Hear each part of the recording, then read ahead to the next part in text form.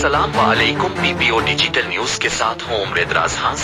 Crime control department CCD Punjab की मुनज़्ज़म जराइम के खिलाफ करीब डाउन में बड़ी कामयाबी। खतरनाक इश्तिहारी मुजरिम शौकत उर्फ लिली कौम और 62 SP अपने अंजाम को पहुंचा। Crime control department CCD Punjab का डाकुओं के साथ पुलिस मुकाबले के दौरान खतरनाक इश्तिहारी मुजरिम शौकत उर्फ लिली अपने अंजाम को पहुंचा।